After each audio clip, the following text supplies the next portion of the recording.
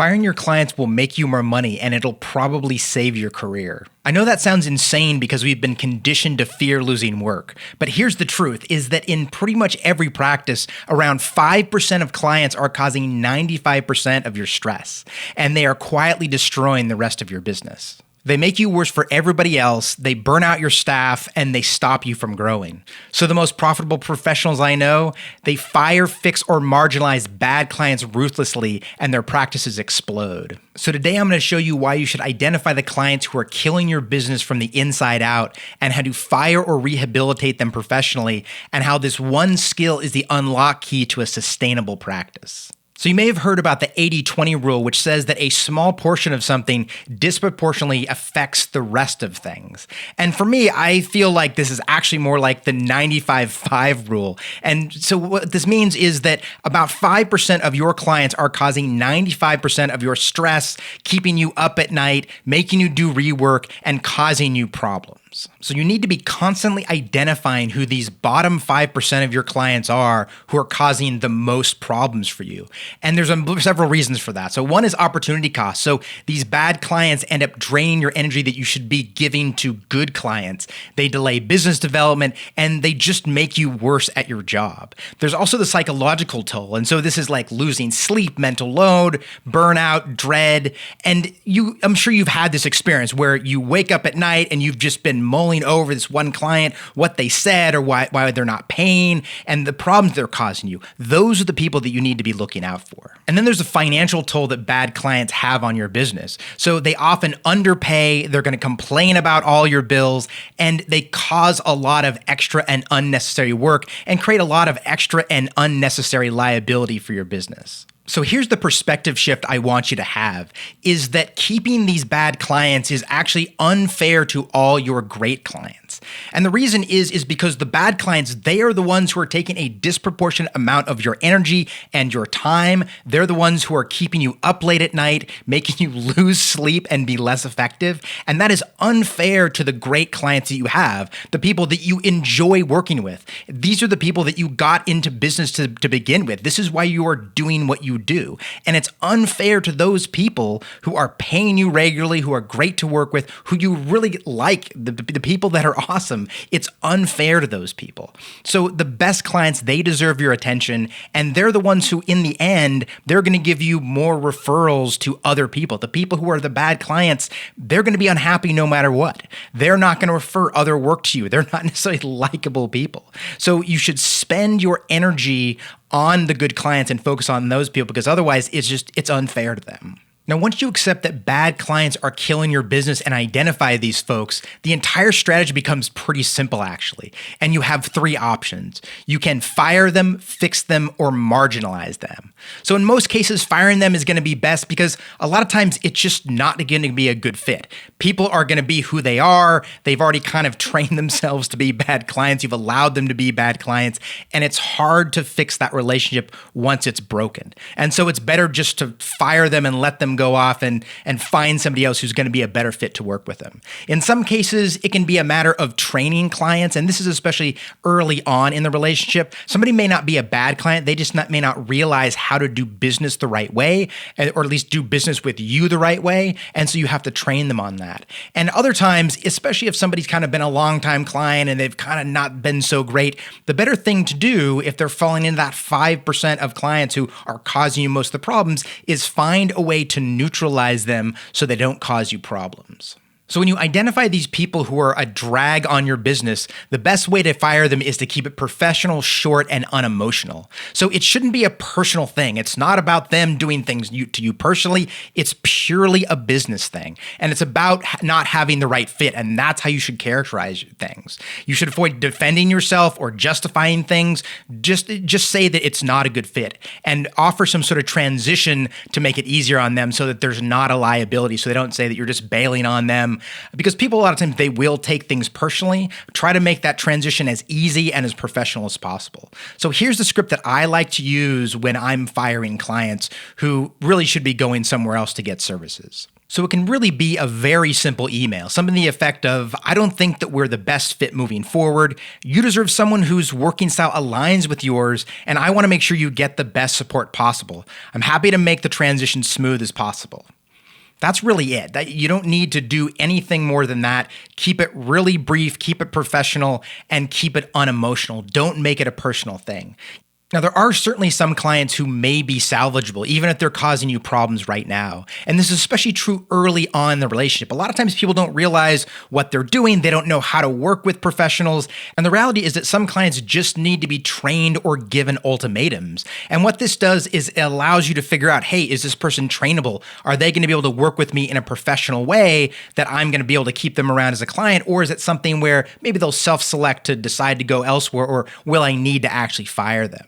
And so this is actually an important thing to do, and clients actually really respect it when you put your foot down and you establish boundaries. So for instance, if you were complaining about the bills being too high, you say, hey, look, these are the standard rates. This is what all my clients pay, and maybe we're not going to be a good fit if you don't see the value in what I'm providing here. Another issue is that some clients are chronically late and are always causing you problems because you're having to work late, you're having to make your staff work late, you're stressing about deadlines, and these people don't seem to appreciate it. And so it's good to establish boundaries here and say, look, we need to have instructions by this time, otherwise we're not going to be able to guarantee that we'll be able to get things done, or if we don't get instructions by a certain time, we're going to have to decline the work. And really just draw a line in the sand and stick to it. The people who are going to be good clients, they're going to say, "Oh, hey, for sure, sorry." And honestly, sometimes it's us, the professionals, who are not being good about communicating those things. We just say, "Oh yeah, get us details, get us instructions when you can," and they don't really know, and so they're going to get it to you whenever. And you have to articulate that and make that clear. And a lot of times, people are going to say, "Oh yeah, totally. Give me a deadline and I will meet that." But if they're the people who are going to be chronically late, they're going to say, "Yeah, I'll get back to you tomorrow." And then they don't, and a week goes by. Maybe those are the people that then you marginalize or you have to fire. And these can be really difficult things to do. One, it's you're having difficult conversations with people, and other times it's the fear of losing work.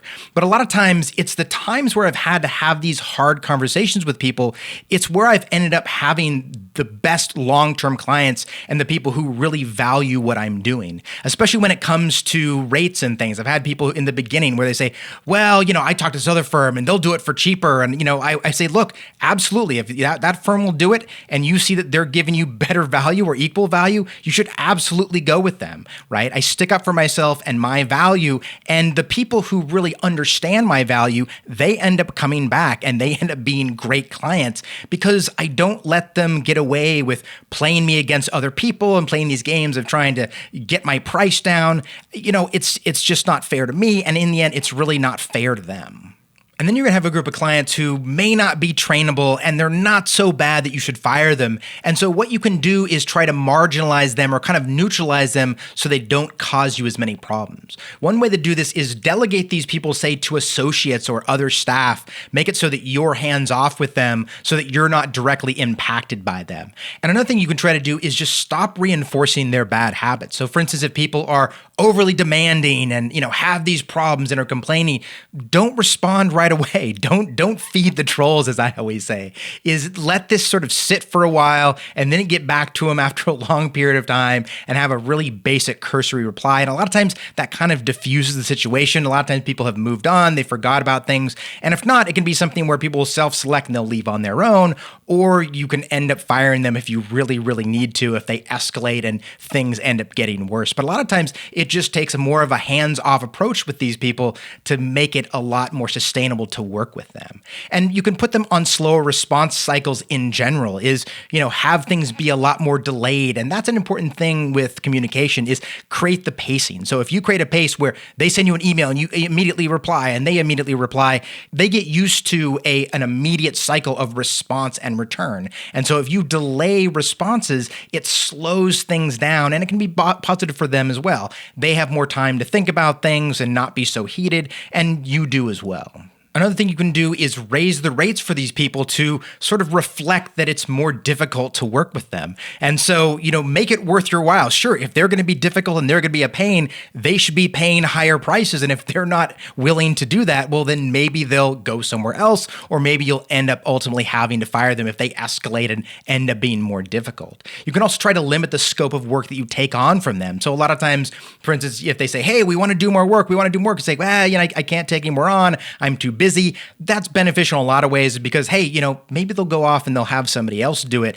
Or maybe they'll realize, oh, well, you're more in demand and I should be nicer to you. You're a limited quantity. And so that I need to respect you more. And that can end up being positive as well. So managing a practice in a lot of ways is like managing a garden. So if you want it to really grow and you want it to be robust and have it be healthy, you need to selectively prune it. So with trees, you need to cut off the dead wood. You need to prune the bushes. You need to pull the weeds. That is an important thing to making the garden healthy, just as pruning some clients can be essential to making your practice more sustainable. And overall, this is just a good habit to have because what it does is that it empowers you to establish boundaries actively with your clients. And so you can actually stand up for yourself and speak your mind. And in the end, it creates a better client relationship. By being open with these things and establishing boundaries, they're going to be happier, you're going to be happier. And in the end, your practice is going to be a lot happier along with the people who are around you. But the main thing is it just removes emotional weight. You're going to be losing sleep less. You're going to be stressed less. You're not going to have those churning thoughts in your head about, well, what do I reply to that client about? And what do I say? And how do I get them to pay their bills? And the more you can reduce those issues, the more effective you're going to be as a professional and the more effective your staff is going to be. Staff burnout is huge, having to deal with difficult people and knowing that you're stressed and having to deal with when you are stressed too. Those are problems for staff, and that makes it more likely that they're going to leave. And so by making you more healthy, you're making the people around you more healthy. And by making yourself and the people around you more happy, you're going to make your practice stronger and you're going to create happier clients as a result. And those happier clients, who are the good clients, who are the ones who enjoy working with you and see the value in what you are doing, those are the people who are going to be long-term good clients. They're going to be advocates for you and they're going to refer work to you as well. And over the long term, you're going to get way more value than trying to hold on to these bad clients and serve them. Now, this applies to pretty much anyone who provides professional services. But if you're an attorney like me who wants to build a healthy, sustainable partner-level practice, firing bad clients is just one piece of the puzzle. The next step is to understand the real metrics that law firms use to determine who makes partner and who doesn't. And these are things that most associates never get told. So click here to watch my next video on how to actually make partner and the insider criteria that nobody tells you about.